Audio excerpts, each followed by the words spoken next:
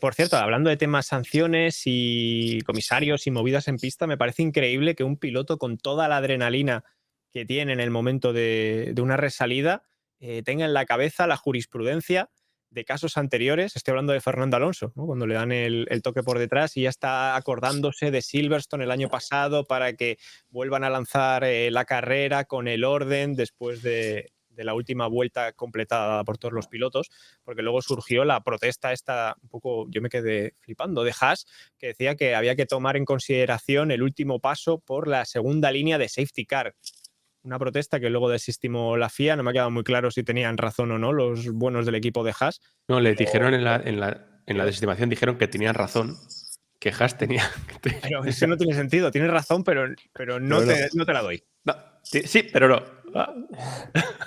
Yo en esta coctelera de decisiones puedo entender lo que dice la FIA respecto a lo que dice Haas, ¿no? La línea 2 de safety car está pasado el pit lane, la carrera está en movimiento. Entonces, cada 100 metros, cada mini punto, mini sector, la carrera está viva. Tú no puedes decir, me quedo con esta parrilla. No, voy a esperar 2 minisectores más. No, otros 4 minisectores. O sea, si no hemos llegado ni al final del primer sector, que es lo que está establecido en la norma, que es la quinta curva donde ni siquiera había llegado Verstappen, no se puede contar lo del safety car 2 o cada minisector. Al final se decide resalir, no salen los Alpine porque se han chocado, hay una sanción a Carlos, aunque digas que esa vuelta no ha existido, entre comillas, y yo creo que existe la vuelta, existe la sanción, y Haas tiene sanción entre comillas, pero no se puede mirar a cada 100 metros porque la carrera está viva. Y luego lo que hizo Fernando Alonso, mirad, a mí me apasionan los atletas porque están acostumbrados a vivir a un ritmo distinto del resto de la sociedad. Y los psicólogos deportivos trabajan mucho con la mente del atleta porque están más avanzados y van siempre más hacia adelante. ¿Qué es lo que hace Fernando? Ha tenido un problema, tiene dos opciones: o se focaliza en el problema o se focaliza en la solución. Y en décimas de segundo piensa, no hay vuelta atrás. Da igual que insulte al que me ha tocado, da igual que diga qué mala suerte, tengo que pensar en cómo solucionar esto. Y por eso su mente es tan rápida, va al siguiente paso. Cuanto más tiempo pienses en el problema, más tiempo pierdes. Y por eso su mente ultracompetitiva va al siguiente nivel. Por eso los atletas de un nivel tan alto están más avanzados, porque piensan rápidamente en la solución. Y por eso Fernando forma parte del top mundial que siempre hemos dicho, y podemos sacar a quien queráis, a Michael Jordan, Usain Bolt, a Lee, los que queráis. Pues Fernando es de eso. Y yo creo que asombró al mundo entero pensando en la solución, y por eso para mí es un ejemplo como deportista, y me encanta aplicar este tipo de cosas a la vida. O sea, se acabaron los problemas, hay que pensar en cómo solucionar esto. Y lo rápido que enseguida dice, no, tranquilo, porque el ingeniero estaba preocupado por el estado del coche. Dice, no, el coche está ok, el coche está ok. Enseguida ya, por los pocos segundos que llevaba pilotando después del choque, ya él percibía que no había nada extraño, que no había ningún daño importante y que podía continuar. Eso también es para mencionar, ¿no? El tanque blindado, el Panzer, que es el Aston Martin, que parece que recibe golpes y no le afectan. La fiabilidad del coche, desde luego, es brutal. Estamos en el camino a la 33. Seguimos por el buen camino a la 33, 3 podios consecutivos, no veíamos algo así de Fernando Alonso desde el 2013 y seguimos creyendo en esa victoria con Aston Martin. ¿Creéis que puede llegar en Azerbaiyán? Dependiendo de cuántos accidentes haya, ¿no? ¿De cuántas banderas rojas quieran sacar, Sí, verdad? Sí, ahora mismo, la situación ahora mismo es que Red Bull está por delante y Mercedes está a la par. Ahora mismo Mercedes es más rival de Ferrari que rival de Aston Martin, pero para que no sea rival tiene que salir por delante en clasificación.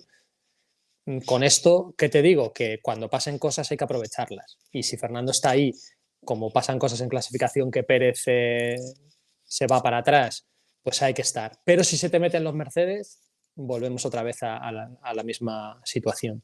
Que está todo muy ajustado.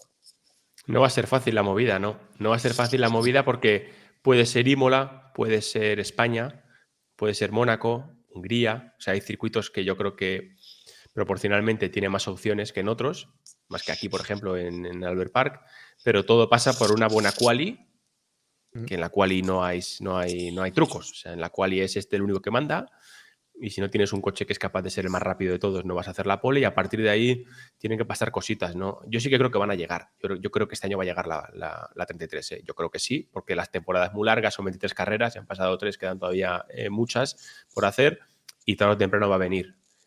Pero, ojo, no banalicemos, ¿eh? O sea, es muy complicado, como dice Porti, o sea, tienen que pasar cosas y todo pasa por una buena quali. Y como digo, las cosas suelen pasar en carrera, no suelen pasar en quali manda y hay que tener un coche rápido. Sí, fíjate que es que el ritmo es tan parecido que luego no la adelantas, ¿eh? O sea, lo que ocurrió esta carrera, lo que decía Pablo al inicio, de es algo circunstancial, sí o no, es clave, ¿eh? Yo creo que sí, yo creo que ha sido las circunstancias de Albert Park, pero luego llegaremos a Bakú y serán también las circunstancias de Bakú, que es un circuito un poco raro, mola, pero es raro porque yo creo que va a potenciar el punto fuerte de Aston Martin, ¿no? Que es esa tracción en curva lenta, pero también va a sacar a relucir su flaqueza, que es la velocidad a punta, que ya sabéis, con ese tercer sector eterno de Bakú, que es todo recta, ahí va a estar complicada la cosa. Estamos ya terminando, pero yo quiero enseñar algo a cámara, que no sé si se va a poder ver. Porque yo me he fiado de ti, Roldán. A ver, cuéntame. No sé si estáis jugando al Fantasy de Fórmula 1, pero yo en esta carrera he metido a Oscar Piastri. Y oye, me he llevado mis 16 puntitos. Bueno, así que te lo agradezco, Roldán. no voy a decir nada. Gracias. Me ha servido para ser Mira, el Pablo, líder de esta jornada. En la vida no hay como saber que tienes recorrido de mejorar para escuchar a unos y al final elegir tu mejor opción. Hay otros que están ahí, hay otros en esa línea del directo que no me hacen ni caso, se ríen cuando yo digo Piastri y ahí está. Es que además, ¿sabes por qué le había cambiado? Le había cambiado por Bottas. Así que el cambio me ha salido genial. Claro. Portillo. Pero qué sinvergüenza. O sea, no solamente tiene que abandonar Leclerc, no solamente tiene que abandonar Russell, no solamente tienen que abandonar los dos Alpine para que tu piloto puntúe, que cayó en Q1. Que cayó en Q1, Piastri eliminado en Q1, antes de que la carrera se volviera loca, con dos coches fuera, estaba fuera de los puntos. O sea, hay ya un momento en mi vida que ya la carrera por el podio me da igual, a mí solo me importa Piastri. Y Piastri estaba fuera de los puntos en la vuelta 50 y pico, ¿sabes? Y hasta que no se quedaron fuera 4 coches, tu piloto no puntuó, macho. Mira, ¿sabes lo que tengo aquí? Mira qué bonito. 4 coches, tío. ¿Sabéis lo que es? Explícanos. ¿No sabéis lo que es? Cuéntanoslo. Un En pistón. el chat sabéis lo que es, lo que está enseñando Roldán. Esto es gloria bendita, chaval. Mira esto es combustión pura. Mira. Pero lo que mejor huele de eso es el aceite de competición quemado. O sea, eso es droga pura. Tu coche de estos no tienen, ¿eh? Por ti. Contra eso no puedes, mira.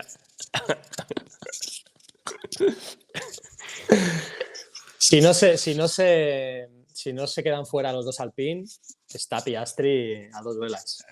Claro, por supuesto. Pero bueno, que sí, que Piastri es la hostia. Eliminado en Q1.